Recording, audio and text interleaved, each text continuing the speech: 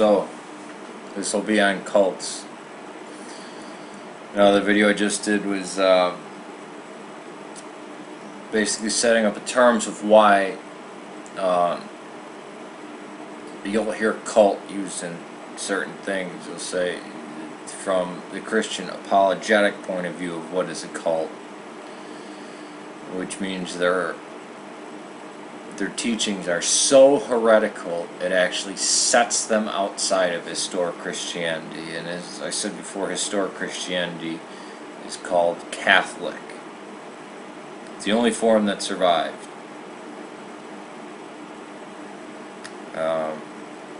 And it's the one that would use this book.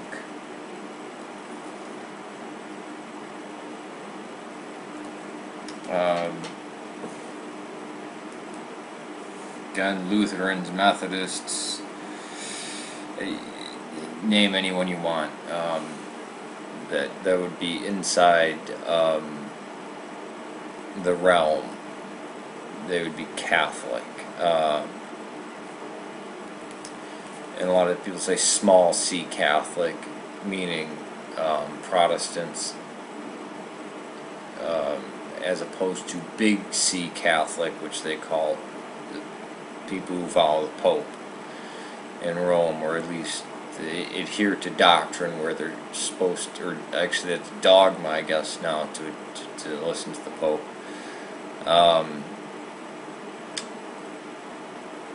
Now, I mentioned the moonies, the Mormons, the Jehovah's Witnesses. Yes, these are cults, and their behavior shows them to be cults.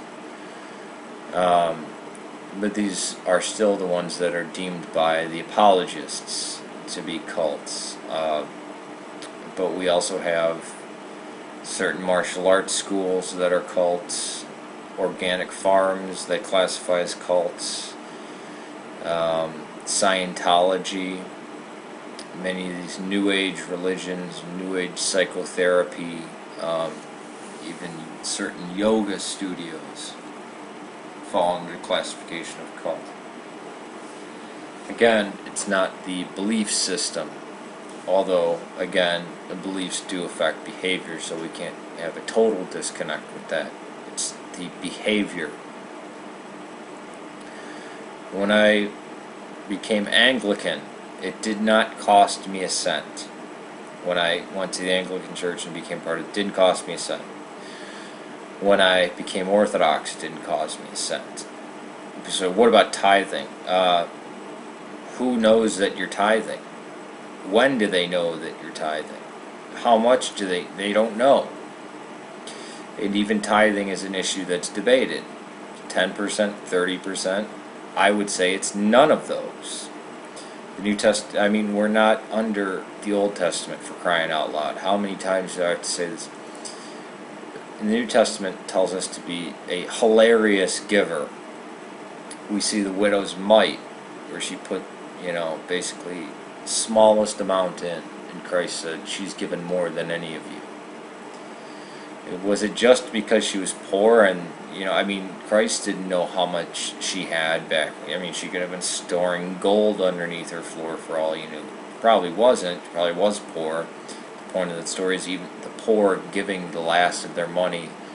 That's a true act. But also because it was done out of faith, and she didn't do it out of show. She was, this old kind of hag, where the Pharisees would be, making a big show, and they'd actually, they find synagogues with plaques erected. So-and-so donated this to that, and, making a big show of their donation.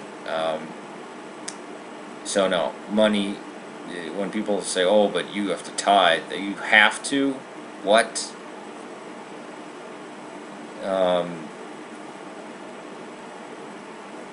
Tithing, I don't even like that word, can be even in charity. I helped put in a parking lot for my old parish. Did we get paid? No. We were putting work in at the church.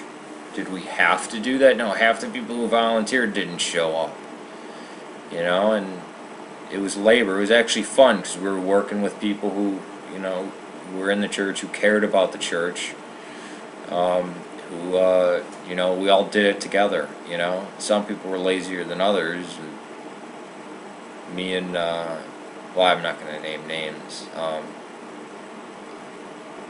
You like doing hard work, It's like, yeah, let's get this other one up, and because it was doing railroad ties, and then because the parish didn't have a lot of money, so basically a dump truck full of basically crushed stone, probably stones about that big, and then crushed up limestone. Well, the biggest would be like that big, and then big railroad ties, and we have these huge. Wrought iron, not wrought iron, huge things of rebar. I can't even get it on the screen how big it was. And then we'd drill it in, nail them in, so that, those were, kind of the borders of it. And then we'd shovel we did the shoveling of the stone first. So no, when people look, there's a payment in Christianity. Yeah, if you find a church where they demand you turn over your checks, and there are churches like this, you turn over your check and they give you an allowance. Boom, mark of a cult.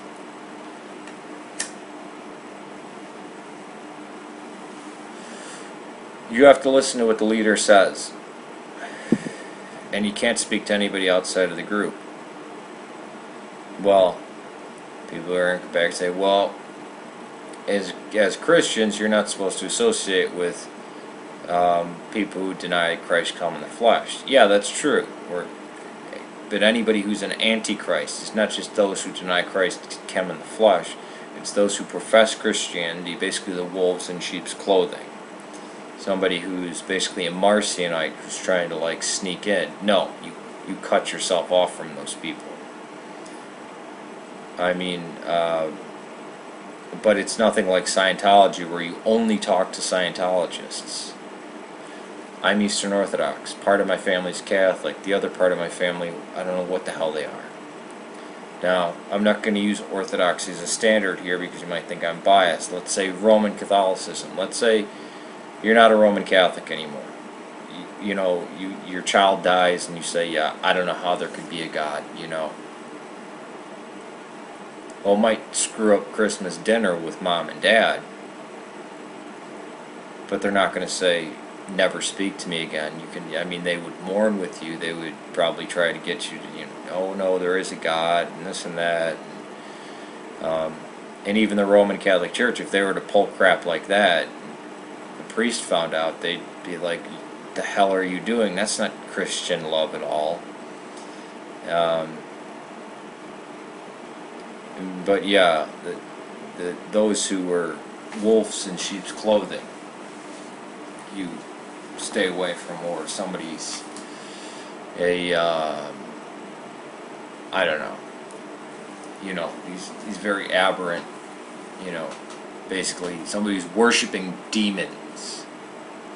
You stay the hell away from. You would be like, oh, I'm partying with them, that's cool, they're worshiping demons and putting spells on people, and they're sacrificing cats and doing this, but they're cool, or a child molester or something.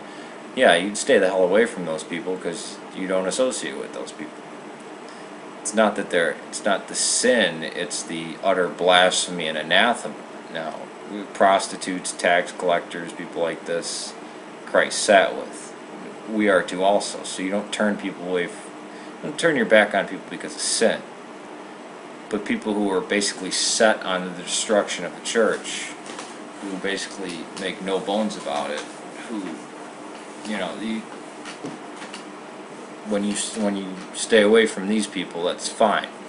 But if somebody leaves your church, you don't just, stop talking to them and, oh, they're damned, and, shun them. I think the Amish would almost qualify. That would be a marker for them being a cult. I wouldn't call the Amish a cult quite yet. But let's take Scientology as a shining example. It's based on money. You only associate with other Scientologists. You listen to the leader, and you don't get any other tech. You don't get any other outside sources of information for your spirituality. You don't go anywhere else, you know. You can't go to a yoga class, you can't take karate, you can't read any other religious things, do any type of that, or else, boom, you're out. Or you're going to get severely punished. And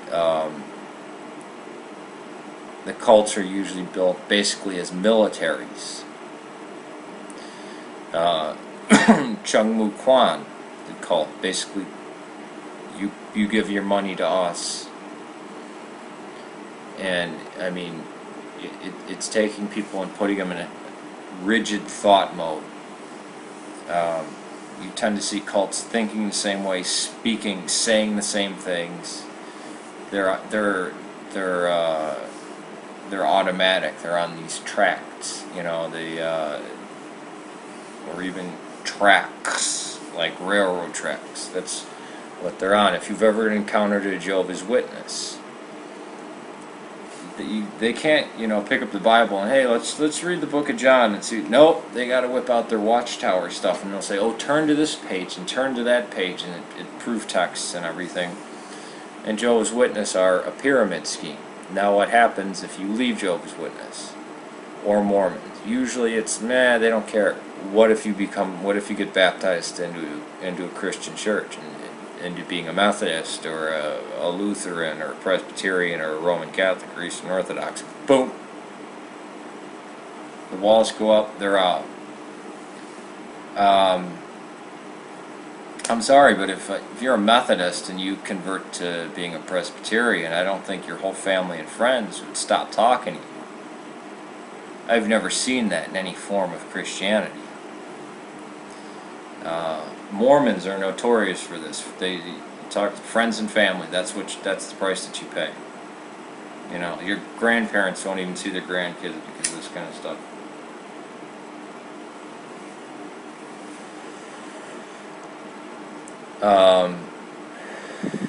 The People's Temple in Jonestown, and it usually revolves around one charismatic leader. Moonies have Sung Young Moon. The Hare Krishnas had, forget what the guy's name, his name might even be Hare Krishna, for all I know. It's more of a 70s type thing, but they're still doing some crazy stuff. The cult there's many guru cults, like Sri Satya Sai Baba, who's now dead, Kirpal Singh,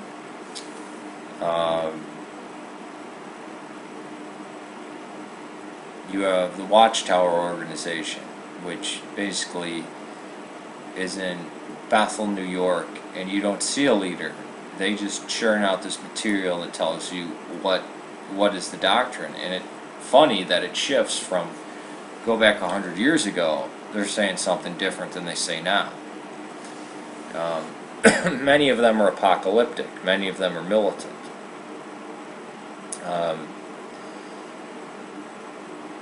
Scientology had L. Ron Hubbard, now it has David Miscavige, who is, and L. Ron Hubbard they call Source, and David Miscavige they call COB, Chairman of the Board. And look at Clearwater, they walk around in military garb. Solar Temple started out, many people thought they were getting into organic farming. And then you see all these chalets getting burned down.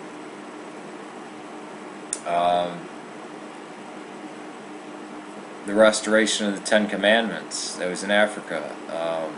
Joseph Kony and the Lord's Revolutionary Army, or whatever it's called. Violent groups. You're either in the group or you're the enemy. Not you're in the, you know, it's real crazy. And it's the actions. It's people, they wind up controlling every aspect of a person's life. And usually there's characteristics of love bombing, of finding people's ruin, basically saying their life is horrible, But now when they're in the cult, they're fine, and they use these thought suppressing methods.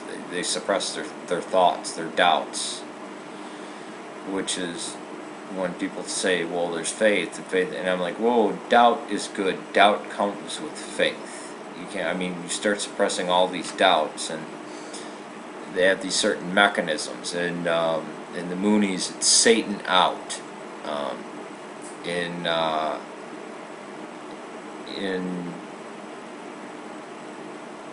Scientology, they teach you what's called TRs in communication, where you're not actually communicating with the person. You know, they're yelling at ashtrays. They pick, stand up, thank you. Sit down, thank you. That's what, I'm not joking. That's exactly what they do.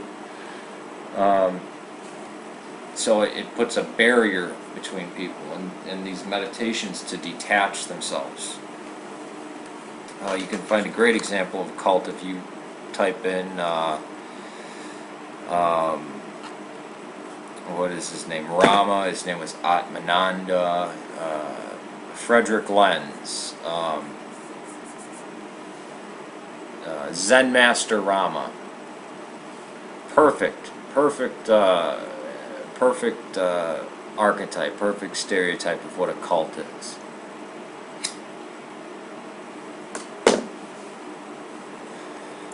Come in paying money for seminars, and then it slowly it increases on how much you make. Cults are fond of keeping you there, keeping you at whatever the religious center, the yoga studio, the church, very late at night, and then demanding that you come back early in the morning so you don't get that much sleep, so your defenses are down. Not talking to anybody outside of the cult. Using their own type of words, their own newspeak, basically. Scientology is very good at this. It's created its own vocabulary. Mormonism is very good at this too, because words like salvation or saved, or all the different words that the Protestants use, they have a totally different meaning for the Mormons. But the Mormons basically don't need to do any of that sleep deprivation thing. But what do? They send people out in twos. They raise people in this, and they have them put in a lot of, we don't pay our clergy, we put in a lot of work, and everything's the church oriented, and you're doing things with Mormons, and that's all your life. And if you step outside, even if you're a drug user and an alcoholic, you're kind of say, you're still Mormon. You get baptized as a, let's say, a Congregationalist or a Methodist. Boom, you're out. Friends and family, that's what you sacrifice. They will not speak to you again. And in order to get into the temple, which is, basically, you work your way up into heaven. It's this faith thing. They mock faith. You work. They say, you work as hard as you can, and then Christ's death covers that which, you couldn't accomplish, that, you just couldn't get to. That's not grace. Grace is a gift. It's a free gift. You didn't do anything to earn it.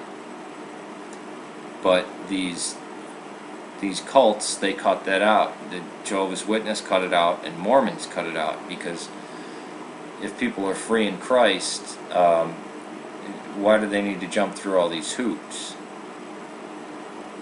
Now people can point to baptism and the Eucharist. You're baptized once. Guess how much it costs? Nothing. Taking the Eucharist. Guess how much that costs? Nothing. I went through catechism class. That cost me nothing. I guess if you want to be a real stickler, you can say, well, they didn't pay for your gas to get to the parish where they handed out, they gave us books. You know how much the books cost? Nothing. But they wanted to make sure, in the Orthodox, I know I said I used a Catholic example, but they wanted to make sure you knew what what the church taught before you became part of it, before you joined it, before you took the Eucharist. So it's not like you're just going to leave the next day, or you're worshiping Zeus or Thor, as you take the Eucharist. And learning about Orthodoxy continues after that. They wanted to get the basics down. And when I went to catechism, it was the Incarnation and the Trinity. That's all it was. There was no talks about the Virgin Mary. There was no talks about saints. There was no talks about this, that, or the other thing. It was the Trinity and the hypostatic union.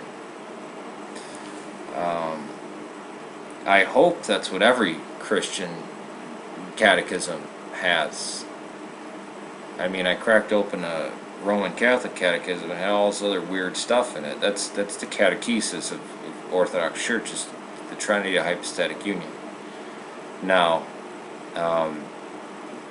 again, let me just preface it.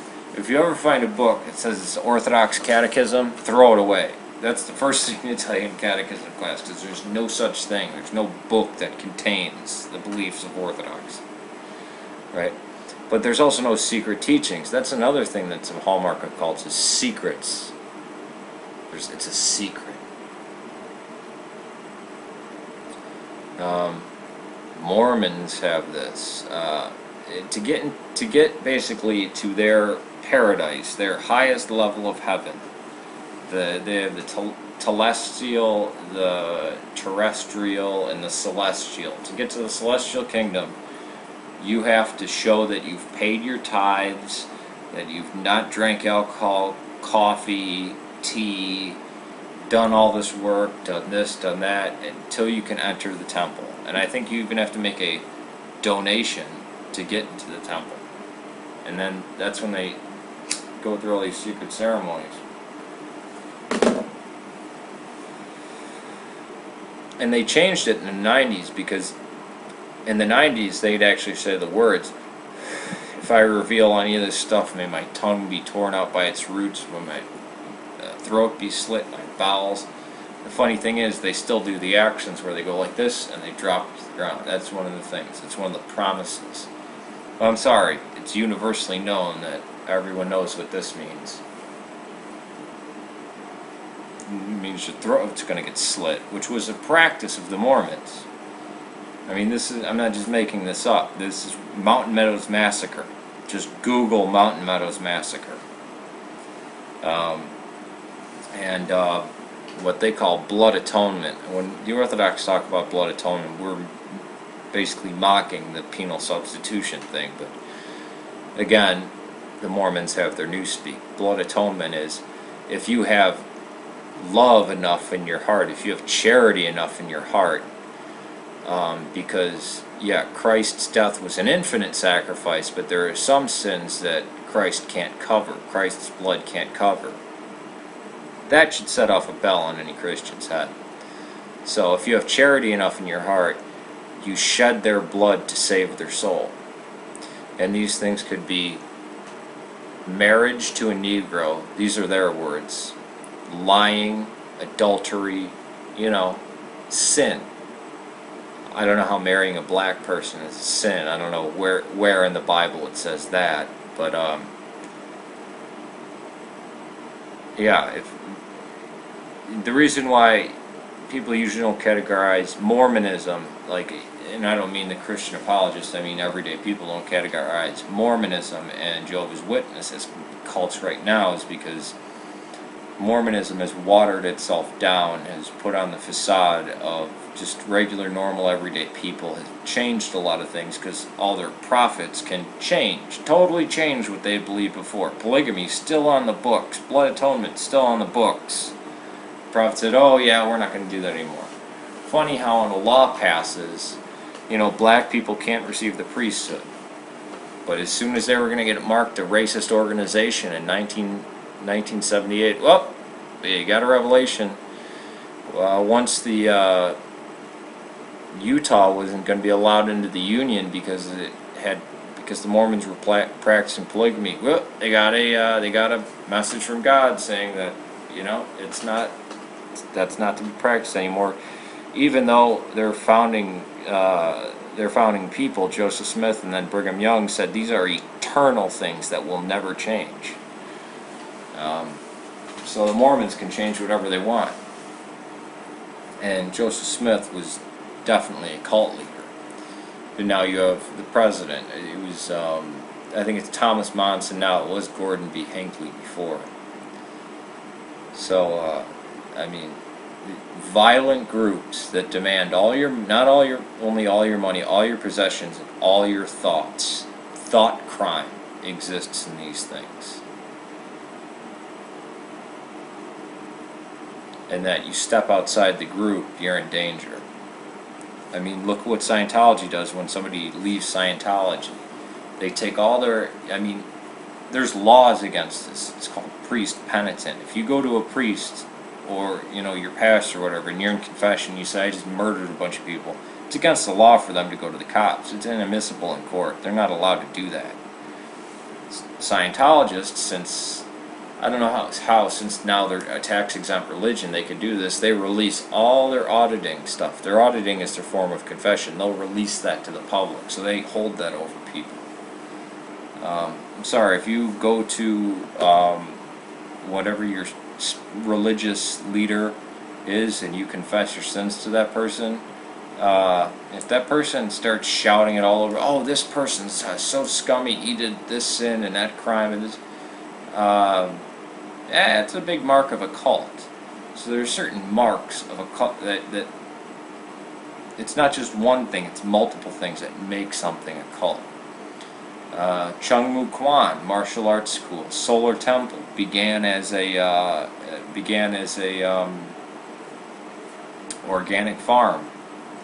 The yoga studio, I forget what it was called, but was a gateway into Hare Krishna, where they were kidnapping children. The moonies. And a lot of these things will have front groups. The moonies and the Scientologists are big on this. Scientologists have wives. The moonies have, a Patriot organization. They bought the Washington Post, for God's sake. I mean, they have all these front groups where you think you're joining a political organization, you think you're joining something to help the poor, or to basically clean up the parks in your area, and then they've got you for 18 hours a day, and then they get okay, no, but just stay for a little bit longer, then you're there till 2 a.m. And then they get you out there at your door at 6 a.m. Oh, we got to do this. Come on, you want to help out, don't you? And they pry on your own goodness. Cults don't like stupid people. They want smart, hardworking people who have a desire, who have to do good, and it becomes internalized. And now it's you that's doing it. And the cult members are always watching each other. I'll get into more detail, but this is a brief overview. I did the brief overview of what a cult is from the basically Protestant theological seminary point of view, and then what a cult is now. Now, say somebody has aberrant belief, they're a Satanist, they read the Satanic Bible, they, do a bunch of weird stuff, they, they're into the Da Vinci Code, they do all this other, whatever, Is that a cult? No. That's just somebody with wacky beliefs. Cult has structure. It's usually structured like a military. It has people watching you. It has an us-them mentality that's extremely strict. It will attack its critics. It demands a lot of your time, a lot of your money. And the most thing, it wants your soul. It wants to get inside you and make you basically a miniature version of the leader. And now I'm going to do a video in the future that goes through with early Christianity a cult. What are the arguments for and against that? Because we see Jesus, we see him traveling around with the same 12 guys. But I think it's easy to show that no, that absolutely not a cult. But I'm going to try to be as unbiased as I can in this, although I am going to be biased because I can confess Christ as God and the way, the truth, and the life.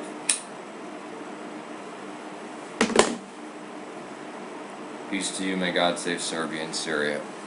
The Testament tells us to be a hilarious giver. We see the widow's mite, where she put, basically smallest amount in, and Christ said, she's given more than any of you. Was it just because she was poor? And Christ didn't know how much she had back. She could have been storing gold underneath her floor for all you knew. Probably wasn't. Probably was poor. The point of the story is even the poor giving the last of their money. That's a true act, but also because it was done out of faith, and she didn't do it out of show. She was, this old kind of hag, where the Pharisees would be, making a big show, and they'd actually, they find synagogues with plaques erected. So-and-so donated this to that, and, making a big show of their donation. So no, money. When people say, "Oh, but you have to tithe," you have to? What?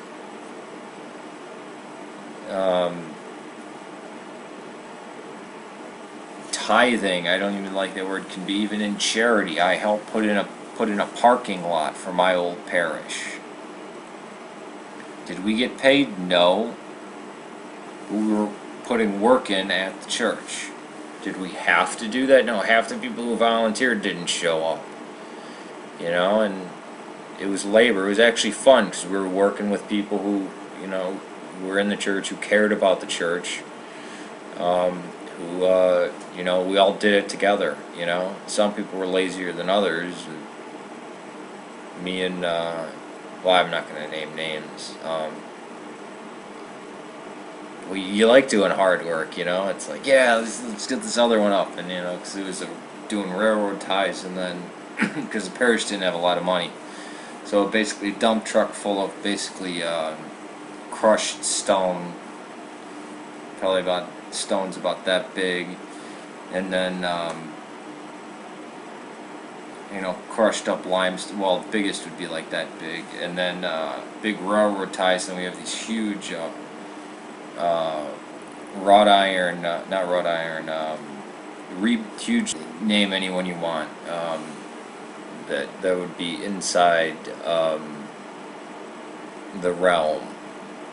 They would be Catholic, and a lot of people say small c Catholic, meaning Protestants, as opposed to big C Catholic, which they call the people who follow the Pope in Rome, or at least they adhere to doctrine where they're supposed to, or actually it's dogma, I guess, now to listen to the Pope.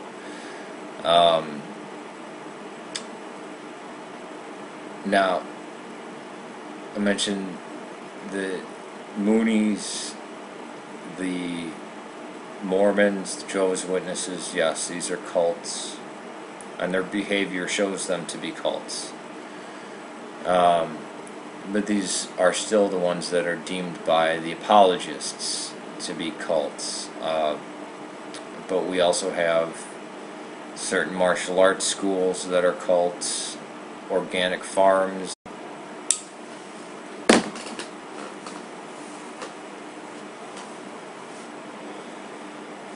So, this will be on cults.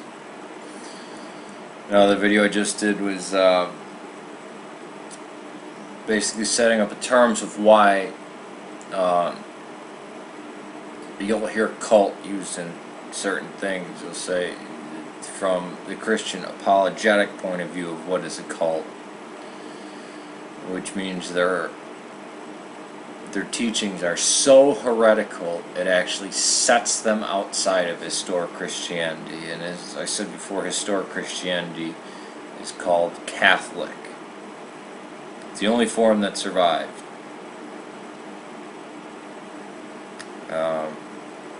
And it's the one that would use this book.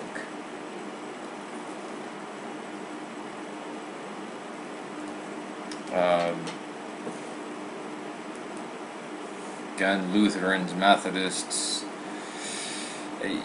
that classify as cults, Scientology, many of these New Age religions, New Age psychotherapy, even certain yoga studios fall under the classification of cult.